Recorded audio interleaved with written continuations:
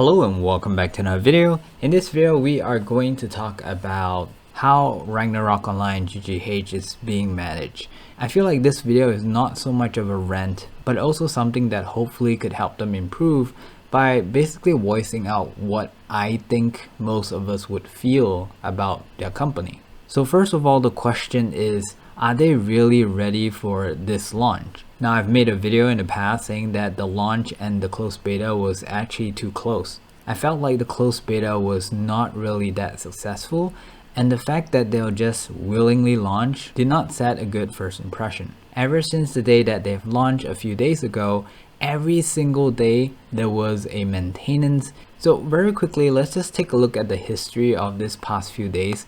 So on the first day of launch, they had a emergency maintenance, and if memory serves, the game went live for about 2 hours, and then this maintenance came about, which does not have a time frame, so no one actually know how long we have to wait. I was actually trying to get in for the first hour, and after that I just kind of stopped. This maintenance lasted for 4 hours, but at least after this maintenance they explain what was the cause. It turns out there was some kind of a bug in the cash shop, and so there are characters that actually got suspended, and they also gave us the list of names. Now, I don't really know how to feel about this, because yes, it's a bad idea to be exploiting things that is not meant to be, but then isn't it the flaw of the game to begin with? For example, if you kill a very iconic monster like a pouring, and you took the jalopy and you sell it to the shop, and you realize that it could sell for 1,000,000 zenny. Now, it's so obvious that it's a bug, but are you honestly gonna tell me that you're not gonna go out and hunt for more? Now, technically, if you really think about it, it seems like you're just doing something for your own benefit and you're not hurting others. But then if you look at the big picture, your spike in wealth could cause some kind of imbalance in the economy. But the thing is, the intent is not there. But what's done is done, so let's not cry over spilt milk. And we're gonna go on to the next day, which is on the 24th. There is another maintenance. This time it's scheduled and it's set to go from 1 p.m. to 5 p.m., about 4 hours. Now, the game is kind of designed to allow for multi-client. So basically one person with one computer can play more than one character at a time by using multiple accounts and launching the game more than once. Now, they say that in order to investigate some kind of lag issue, they are going to disable that. Now, this was a bit of an issue to me because my plan was that I'm trying to make a pure brewer, which is really bad in battle stats, so I actually need to use a different account to carry that account. Now, because of this action, suddenly on the second day after the maintenance, I find myself a little bit lost. I don't really know what to do next because it's kind of hard to level my merchant by itself. And it's also not like I should level up one character only, because otherwise the other character would have trouble partying and sharing experience. Now, to be perfectly honest, I actually do not like multi-client. I feel like it gives individuals too many identities in the game. And for me, I'm using 2 accounts, but I feel like there are people out there that are crazy enough to have like 5 or more, such that they can distribute their merchants in every single hotspot, and the combined profit is going to make them rich or something. The other reason why I don't like multi-client is because it feels like we need others less and we just could kind of do everything ourselves. Like, what's the point of playing a multiplayer game again? And in case you guys haven't noticed, there is a lot of lag even though the game is decades old. And then yesterday on the 25th, there is another scheduled maintenance.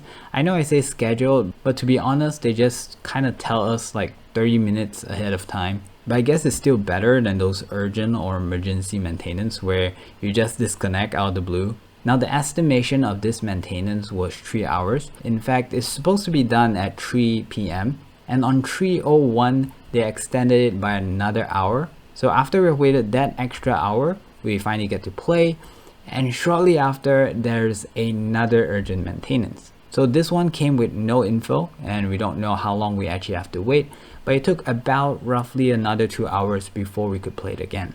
Now, I know that they don't intend to have these things, but the truth is they have wasted a lot of people's time. Like, I could understand if you just suddenly have to start a maintenance because there's something just really game breaking, but to have a maintenance every single day for multiple hours, and there's also the part where you ask people to come back at this time, and then you have another maintenance. Collectively, how much lifetime have you wasted? Also, why not do the maintenance during a less populated time? You know, like at night or really early in the morning where everyone's asleep. Because I know people who stay awake just to play your game because they didn't get to play in the afternoon. So like what, is your sleep more important than ours? I feel like what frustrates me a lot is because in a lot of these maintenance, other than the first one, we don't really know what the maintenance is for.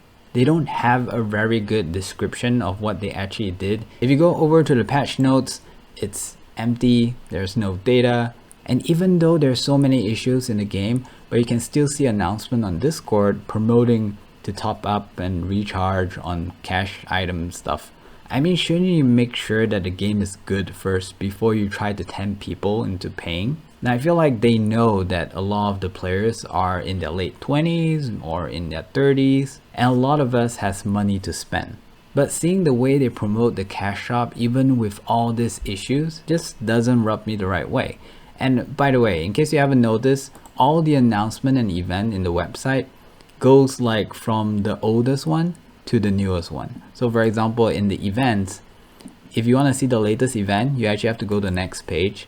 And I feel like this is so simple. Like everyone knows that you should put the latest, most relevant thing in the first page, the first one. Like, did they even put any thought into just designing this simple thing? Also, if you really think about one of the event, which is the official launch event, saying that players who reach level 99 of a specific class first is going to get some kind of exclusive reward. If you really think about it, this challenge is only for those who actually spend money in the game. Things like experience boosts, because that's how you're gonna get ahead of the other players. So I feel like although the challenge seems to be open for public, it's actually to the niche players that actually spend money. It might be even a tool to excite people to spend money for the progression. Now, fun fact, sometimes when they have a emergency maintenance, they do try to compensate by giving us rewards. However, one of the rewards could actually be kind of awkward, even though it's pretty good. Basically, it gives you 100 yellow potions. Now, I don't know how many of you actually experienced this, but if you made a new character or you just started and they send you this gift through mail, you went to your mail, you click claim all, and suddenly as a nervous, you're overweight. Now, to most of you, you might find that, oh, that's easy, you know, put it in the storage. However, you might not realize this, but when you're overweight, you can't do quests. You can't level up to increase your strength. And when you're overweight as a novice and you're just starting out, you actually have to progress a little bit in the quest in order to unlock the Capra storage. So you're in this really awkward position where you're overweight, you can't do quests, you can't use the storage, and it's not like you can put the yellow potion back in the envelope. A friend of mine actually got into this situation, but lucky for her, she's playing a class that requires strength, so she used whatever beginner point that she has on strength. This allows her to get about 70% overweight, and from there she can kill monsters, level up some more, and then finally found a way somehow to overcome it. Now, she is experienced in Ragnarok. Now imagine what that would do to an inexperienced player. Now let's talk about the bugs, because if you think about the first maintenance where it's due to some kind of cash shop problem, and it's something that they probably couldn't test in the closed beta, so extending a closed beta just to test it more wouldn't really help much. However, there's still a lot of bugs that's not addressed, things that they'll probably notice if they just give it enough time. Now let's summarize how all these actions kind of make me feel the kind of person they are. To me, it's the way they rush the launch, the way they push the promotion despite having so many issues, and also how transparent they are with us with their maintenance, what they're doing. Now I feel like if they left us alone to wonder, more often than not it's going to be something negative, it's going to be something bad towards them. In my opinion, they have to make it clear why they have these maintenance, what is the cost, did they manage to fix it, any information that could just guide our thoughts. But as of now, it really just feels like they are people who don't really care. Also, I saw on the global chat people talking bad about one of the announcer from Discord, and I just want to point out that it's probably not one individual's fault, and also don't shoot the messenger. Okay, that's it for the video. Let me know what you think down in the comments. If you feel like I'm being too harsh, which I might be, but it's only because I want what's best for the game, and hopefully maybe this video will help them improve. Because as of now, it seems like the way we are giving feedback is really just through poop emojis and whatnot. Okay, bye.